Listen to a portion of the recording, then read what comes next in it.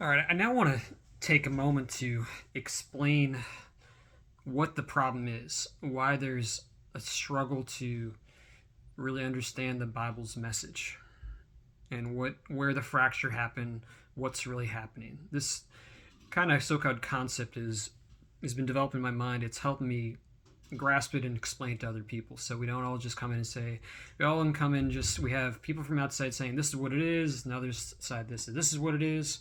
Let's try to find the where the fogginess is occurring, where we're probably not talking to each other with the same language or misinterpreting words, or just why we hold so dear to something, and then we don't fully understand the other side. So pretty much I would say is to start with to understand the full Hebraic way of following Messiah, Jesus, Yeshua, and the message of the Bible is I know all believers, Christians say they read the Bible, study the Bible, everything. I don't doubt that. I know pastors, theologians have all studied the whole Bible. I don't doubt that. They do. It's not that Christians don't read the Old Testament and we don't study it. That's totally not true. I went to seminary and it was full of teachers where I spent hours and hours studying Old Testament books. They do. And all pastors, for the most part, I can't say all of them, they do. It's discrediting to say that they don't. It's just like what I said in the previous video is, what's the foundation? What's the lens of it all? That's what causes you to view it from one view versus the next.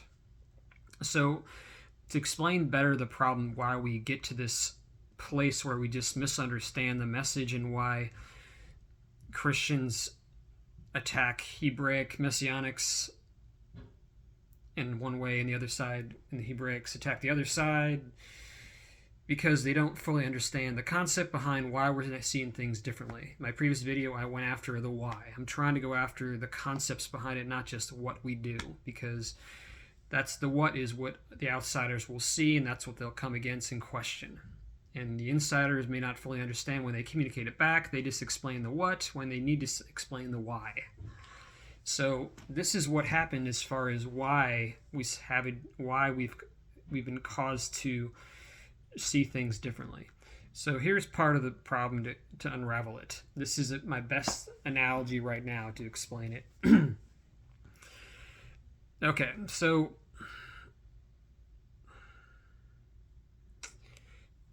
the Hebraic way understands the message from a layer upon layer, a covenant upon covenant building method. From Genesis to Revelation, one covenant built upon another until you get to new covenant of what Yeshua brought, and it's finally built upon that. It's linear, and I'll get into that later.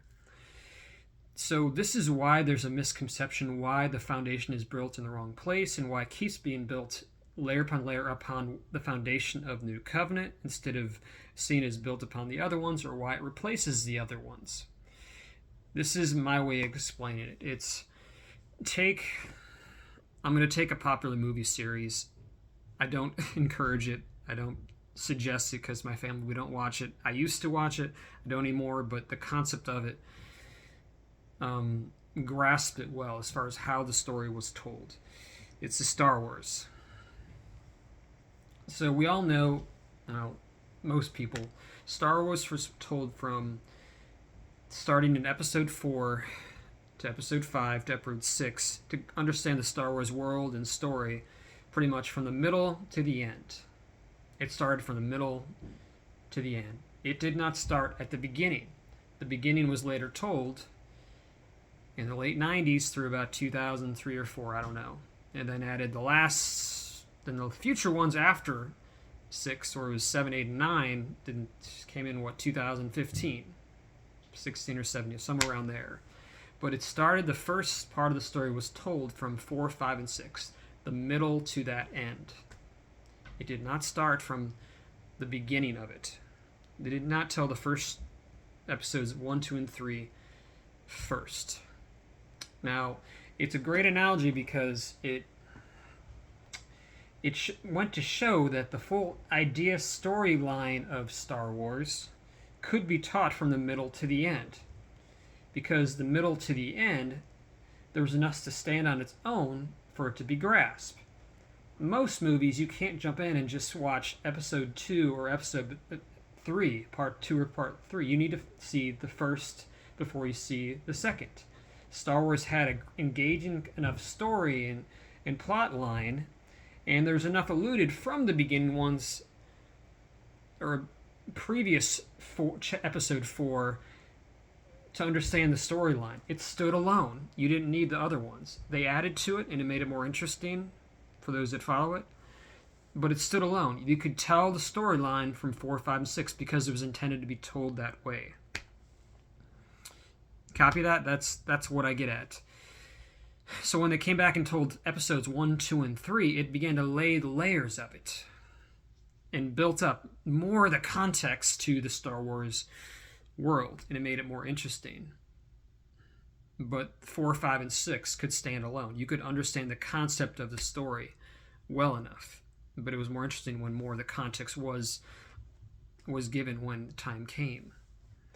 So this is how most believers come into the faith. We come into the faith of understanding the story from the middle to the end.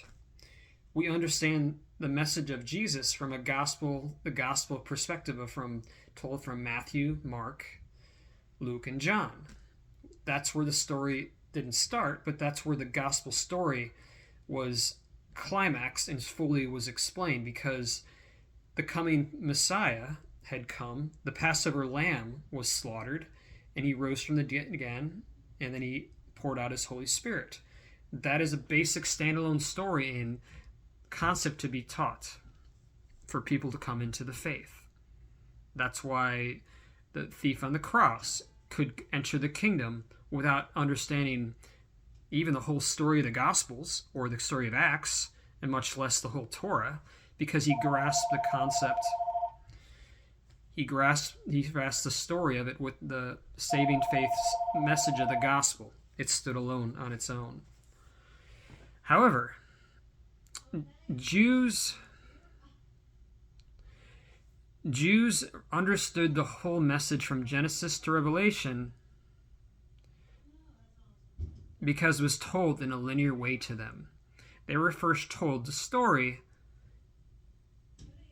from Genesis, the layers of the covenants, to Abraham, Moses, David. The covenants were told one upon another. It was linear. And even if they were born later on, even in the middle of one of those covenants, or even after all the covenants were given to the people, it was still linear because they were born into a people that would teach them. Our God has shown himself through the revelation of covenants. He's made a relationship to us through these things. And obviously they were waiting for the full climax and explanation for how it would all come together. But they came in from a covenant basis. They understood the linear story from Abraham, Moses, David.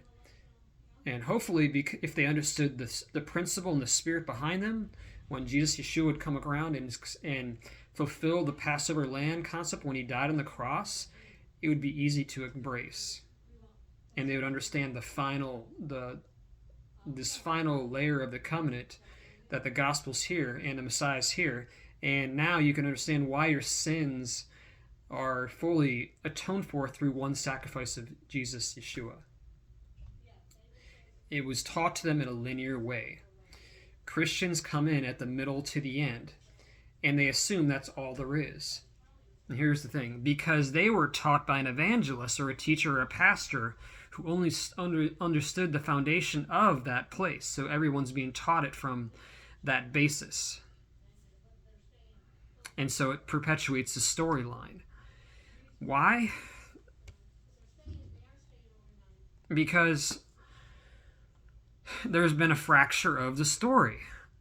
During a time between the times of the 1st, 2nd, and 3rd centuries, the storyline was closely integrated with the Jews and the Christians. They were walking together. They were doing the same things. The Christians were going to synagogue.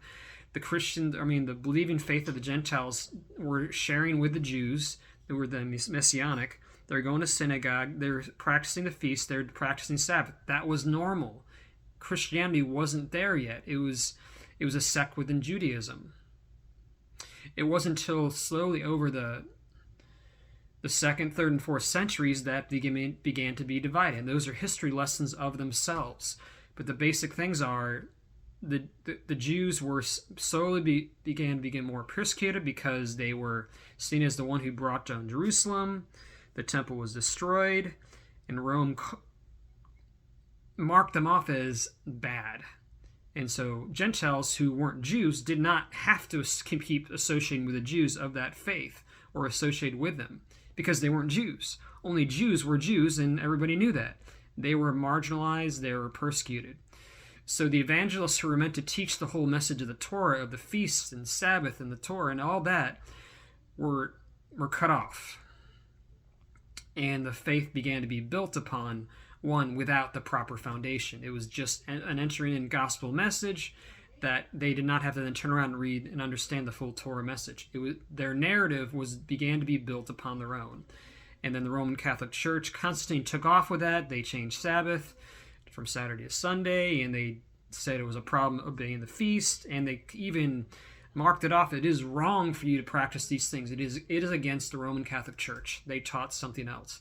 And given enough time, the Christian faith is arisen from a foundation of what the Roman Catholic Church built up, and we all assume their teaching. It was not questioned for hundreds and thousands of years, and we forget, and we are disconnected from the original message when we were supposed to go back and learn the whole message. So, pretty much, we all know the Jews were meant, the Hebrews, the Jews of Israel in the land, they were who knew the covenants from beginning to end, who entered the story from episodes 1, 2, and 3, and then should have grasped the full message when it was when the Messiah came at episodes 4, 5, and 6. They didn't. Most of them didn't accept the message. Some did. So we had no teachers. So the Jews that were meant to teach it, they were originally supposed to teach it to the nations when they were in the land of Jews, in the land of Israel.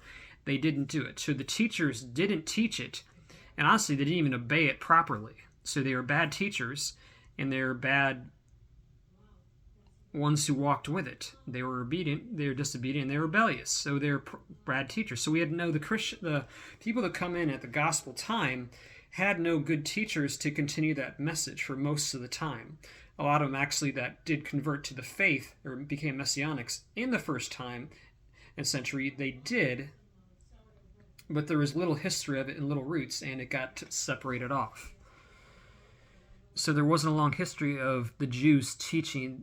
Jews were not being appropriate evangelists.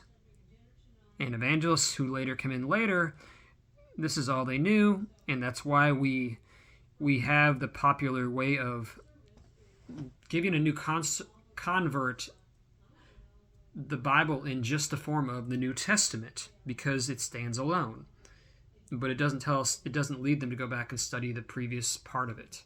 Or even more so, just a gospel. They just read the gospel and they stay there. That's the only story they know, and then they built their whole foundation of their faith upon that with their own narrative, and don't even realize how far off it is, because they're just being taught it the further context from evangelists and pastors, theologians that have cut themselves off from the Torah message, or look at the Torah message from a New Testament back at it instead of a new Old Testament to the New Testament with a New Testament lens.